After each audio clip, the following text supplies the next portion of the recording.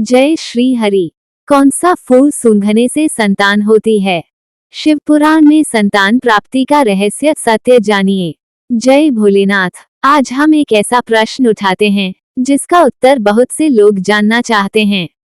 क्या किसी फूल को सूंघने मात्र से संतान प्राप्त होती है? कुछ वीडियो में दावा किया गया है कि भगवान शिव ने कहा है, एक विशेष फूल को सूंघने से स्त्री को पुत्र रत्न की प्राप्ति होती है। क्या वाकई ऐसा शास्त्रों में लिखा है? आइए जानते हैं सत्य। एक, क्या ये बात शिव पुराण या किसी अन्य ग्रंथ में है? शिव महापुराण में संतान प्राप्ति के उपायों की चर्चा है, लेकिन सूंघने मात्र से संतान, ये वाक्य किसी भी प्रमाणित पुराण या उपनिषद में नहीं है। हाँ, शिव पुराण में माता पार्वती को दिए गए उपदेशों में यह जरूर बताया गया है कि पूजन में बेलपत्र, धतूरा, आक और कमल का प्रयोग करने से संतान सुख की प्राप्ति होती है। लेकिन यह एक पूजन प्रक्रिया का भाग है, ना कि केवल सूंघने से होने वाली कोई चमत्कारी घटना। 2, आयुर्वेद में क्या कहा गया है? आयुर्वेद में कुछ पुष्पों की सुगंध जैसे चंपा, चमेली, केवड़ा मन को शांत करती है, हार्मोन संतुलन लाती है। इनका उपयोग औषधीय रूप से किया जाता है, लेकिन डायरेक्ट संतान प्राप्ति से इनका संबंध नहीं है।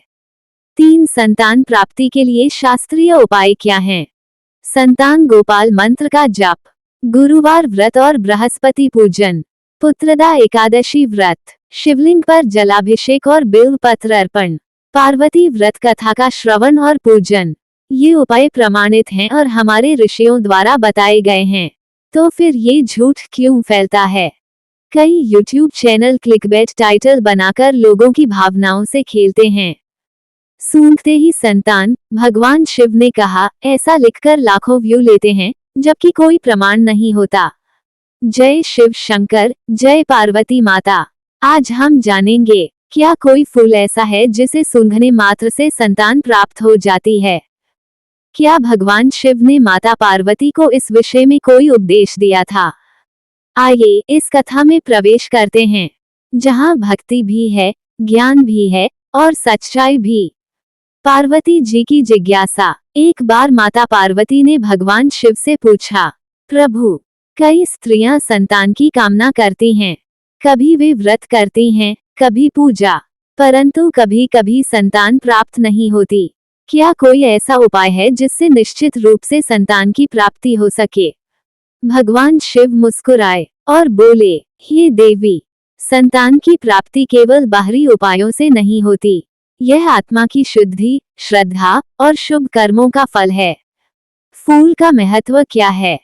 शिवजी ने बताया, कुछ पुष्प और वनस्पतियां जैसे धतूरा, नागकेसर, कमल पूजन में विशेष रूप से उपयोगी हैं। जो स्त्री श्रावण मास में शिवलिंग पर कमल या नागकेसर अर्पित करती है, श्रद्धा से व्रत करती है और संतान गोपाल मंत्र का जाप करती है, उसे संतान की प्राप्ति हो सकती है। परंतु शिवजी ने कहीं भी यह नहीं कहा कि सिर्फ किसी फूल को सूंघने से संतान मिलती है। ये शुद्ध रूप से कल्पना या प्रचार है। शास्त्रों में संतान प्राप्ति के उपाय। भगवान शिव ने पार्वती को ये उपाय बताए। 1, गुरुवार का व्रत रखें, पीले वस्त्र पहने, पीले चावल चढ़ाएं। 2, पुत्रदा एकादशी का व्रत रखें, विष्णु सहस्त्रनाम का पाठ करें। 3, नंदा व्रत, जिसे पार्वती स्वयं करती थीं। 4, संतान गोपाल मंत्र का 108 बार जाप करें। ओम देवकी सुत गोविंद वासुदेव जगतपते देहि में तनयम कृष्ण त्वामः शरण गतः। 5, शिवलिंग पर बेलपत्र, कमल और जल अर्पित करें। आयुर्वेदिक पक्ष भी जानिए। आयुर्वेद कहता है, कुछ पुष्पों की सुगंध तनाव कम करती है, जैसे चंपा, चमेली, केवड़ा, परंतु इनसे सीधी संतान प्राप्ति नहीं होती। तो क्या है भ्रम? कुछ यूट्यूब वीडियो और पोस्ट कहते हैं, सूंघते ही संतान मिलती है।